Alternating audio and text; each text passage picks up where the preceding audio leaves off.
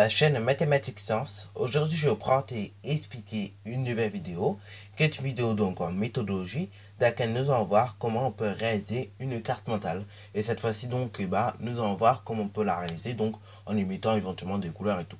Donc là, avant que la vidéo commence, je voudrais vous souhaiter une très bonne année 2019, donc tous mes vœux de bonheur, de joie, et donc, voilà, j'espère que vous passerez une très bonne année, voilà. Et que donc vous serez joyeux, heureux et que vous serez en bonne santé. Bon, voilà. Donc sur ce donc, on va commencer par cette première vidéo de 2019 à réaliser une carte mentale. Alors oui, j'ai déjà présenté un petit peu cette vidéo là, donc il y a un an à peu près, où je réalisais une carte mentale. Sauf que la carte mentale, je veux dire, elle n'était pas très animée.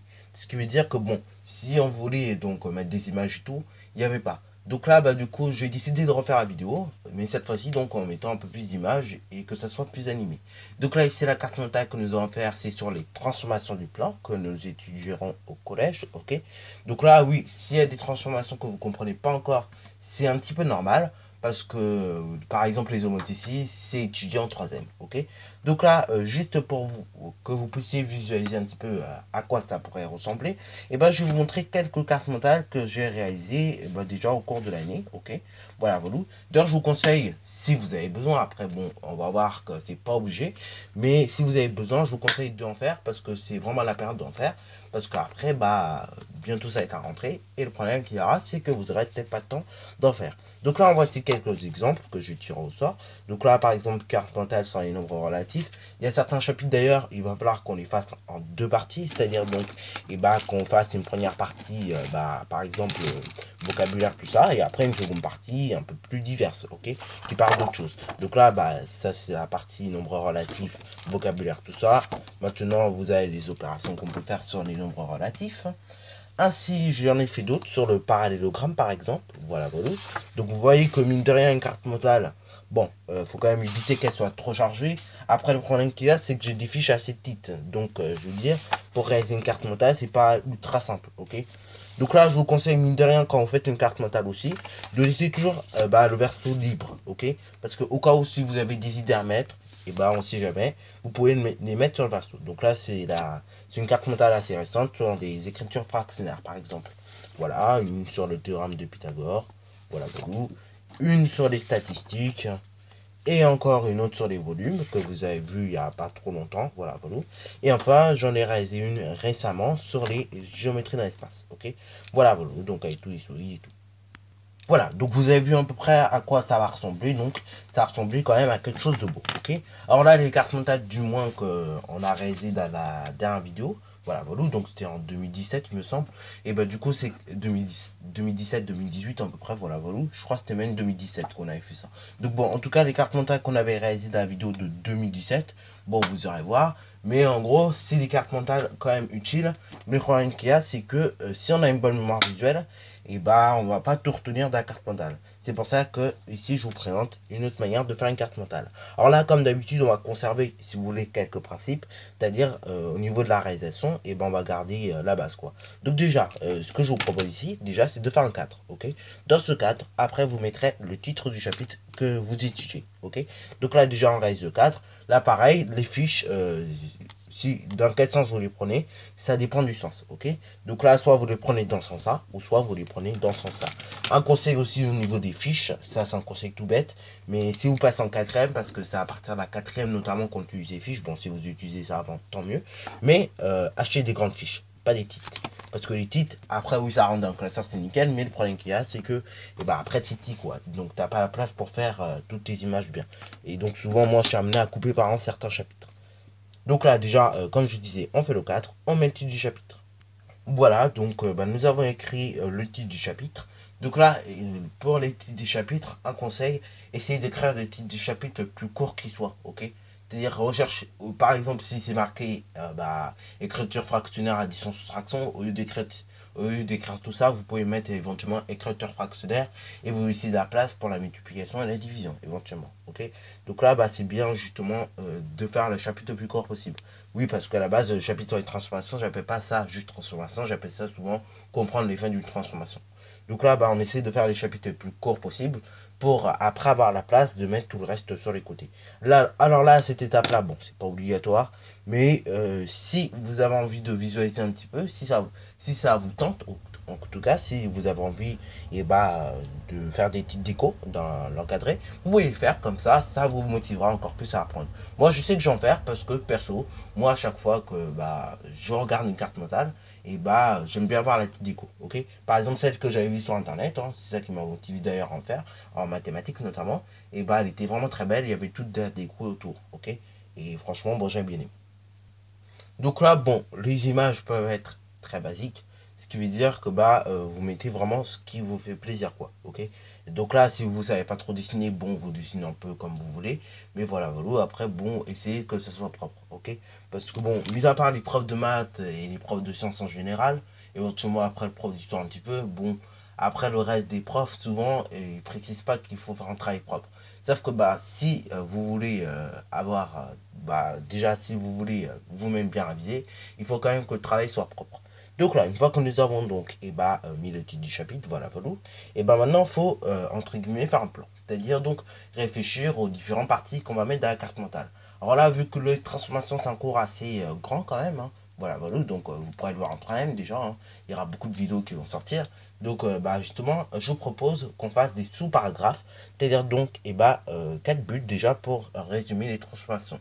Et après, vu qu'il y a des propriétés de conservation, je vous propose qu'on en rajoute un cinquième. Donc là, c'est parti mon kiki. Sur les côtés, donc comme on peut, on va essayer d'écrire le nom de chaque plan. Ainsi, comme ça, on gagnera du temps. Voilà, donc nous avons réalisé nos 5 branches qui vont délimiter donc nos parties courtes, ok. Donc là la symétrie axiale notamment.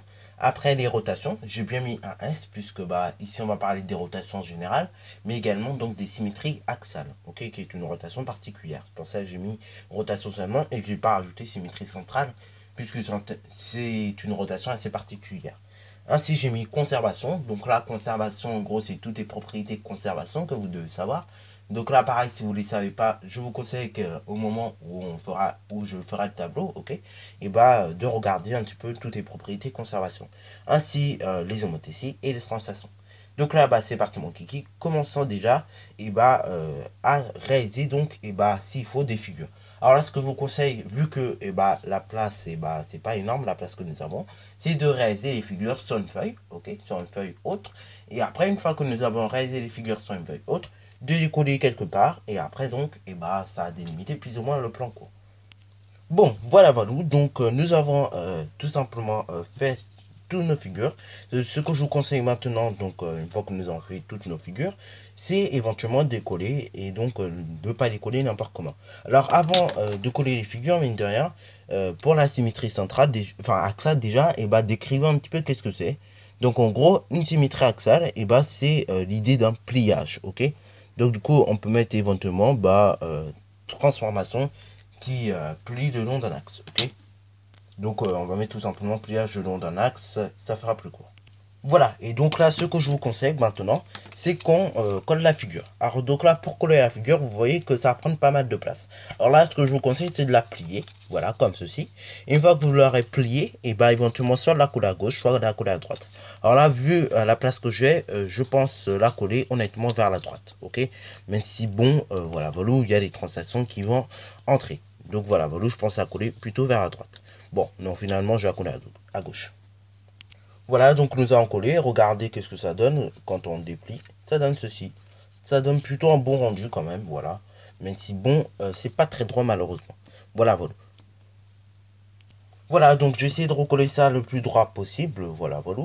Donc là, quand on redéplie à nouveau, ça donne quand même un truc déjà plus droit que tout à l'heure. Donc là, c'est nickel. Donc maintenant, passons donc aux translations. Alors donc là, au niveau des translations, pareil, on pourrait éventuellement décrire vite fait la transformation quand même qui se fait quand il y a une translation. Donc là, une translation, c'est tout simplement un glissement, ok, un glissement qui se fait le long d'une direction et qui se fait selon donc un sens, ok, et selon donc une longueur. Donc on peut mettre cela. Voilà, donc nous avons collé la figure en même temps du coup, et donc du coup quand on la déplie, ça donne plutôt une chose comme ça. Alors donc là je vais essayer de la redresser un petit peu, comme ça au moins ce sera nickel, ok. Voilà, voilà, donc on va faire plutôt comme ça, et donc on va plutôt coller comme ça alors. Voilà, comme ça au moins ce sera plus droit, ok. Et donc on verra mieux. Et donc là, bah, du coup, la petite figure y est également. Alors là, maintenant, pareil, on va décrire qu'est-ce que c'est qu'une homothétie. Donc, une homothétie, c'est une transformation qui va agrandir ou réduire des figures, ok. Et donc là, pareil, ça va se faire selon un rapport et un centre. Donc là, bah, on va juste mettre en gros l'agrandissement, ok. Et après, on va essayer de trouver de la place pour éventuellement mettre l'image des homothéties, qui est quand même assez grosse. Voilà, donc du coup, on a expliqué brièvement qu'est-ce que c'est qu'une domoticée. Donc c'est un agrandissement et une réduction qui, donc, bah, on peut la rajouter d'ailleurs, qui se fait selon un rapport et donc, qui marche avec un centre. Également, nous avons mis la figure. Donc là, du coup, j'ai retracé à nouveau une autre flèche pour la figure, comme je l'ai fait en haut d'ailleurs pour les translations. Et donc là, pareil, vous voyez la figure. Donc là, bah voilà, voilà, on replie tout ça. Alors là, l'intérêt de mettre des petits papiers comme ça avec les figures, c'est en fait pour prendre moins de place. Alors là, pareil aussi, au niveau des papiers, ce que je vous conseille, c'est pas de prendre des papiers cartonnés comme les fiches pour faire ces petits bouts. Hein. Prenez un papier A4 format ordinateur, quoi. Ok. Parce que sinon, après, si vous prenez du papier dur pour faire ça, pour réaliser donc les petites figures, ok. Et bah après, vous allez galérer. Vous allez galérer. Donc là, bah justement, c'est pour ça que je vous conseille de faire ça sur du papier A4, ok. Moi là, j'avais pas de papier A4 de la photocopieuse, mais en gros, j'avais du papier A4 de mon classeur de techno, donc j'ai pris celui-là, ok. Ça marchera bien, et en plus, bon, au moins, quand vous avez déplié, en fait, ça va pas s'abîmer, ok, contrairement aux feuilles dures, ok. Par contre, la carte mentale, faites-la sur feuille dure, comme ça va être bien conservé, ok. Et pareil, on en reparlera, mais il faut le conserver dans un classeur. Donc, classeur adapté, bien évidemment, au format d'affiche. Donc passons aux rotations maintenant. Donc les rotations, c'est une transformation qui va en gros faire tourner une figure selon un centre et un angle, ok. Donc là pareil, on va décrire rapidement en gros qu'est-ce que c'est que ça. Et après, comme tout à l'heure, on mettra éventuellement une figure, ok. Alors là, ça se peut qu'on va mettre un cas particulier, puisque forcément, la symétrie centrale, c'est une rotation, ok. C'est juste que c'est un cas particulier de rotation. Voilà, donc nous avons rajouté des choses en termes de rotation. Donc nous avons mis en gros que c'est une transformation qui tourne autour selon un centre et un angle. Et maintenant, finissons par les propriétés de conservation que je vais assimiler donc à ce petit tableau. Donc là, pareil, ce petit tableau, on peut tout simplement le coller. Alors là, vous avez vu que l'image, j'ai réussi à la coller entièrement, donc c'est super. Si vous avez l'occasion, faites-le, ok. Comme ça, au moins, vous avez le temps de voir, ok. Et voilà, voilà. Donc, une fois que l'image est collée, pour les conservations, voilà, en gros, toute la carte mentale faite. Alors là, vous voyez quand même que les transformations du plan, c'est un gros, gros, gros chapitre. Donc, vous voyez quand même que, c'est pas facile de trouver de la place. Donc là, pareil aussi, évitez de mettre trop de choses sur une carte mentale. Bon, alors là, ça va quand même, ça passe. Mais là, pareil, si vous mettez trop de choses sur une carte mentale, après, on ne voit plus rien. Après, le but, c'est que vous compreniez aussi. Donc après, bon, si vous mettez trop de choses, vous ne comprenez plus rien et vous n'arrivez pas à apprendre, ok. Donc là, vraiment, sur une carte mentale, il faut mettre l'essentiel, ok. Après, là, pour les transformations du plan, j'ai mis vraiment l'essentiel. Les constructions, les détails et tout, vraiment, ne mettez pas ça sur une carte mentale. Ni à la limite, si vous voulez montrer les détails et tout, je vous conseille la figure vision, comme ça, au moins, c'est nickel.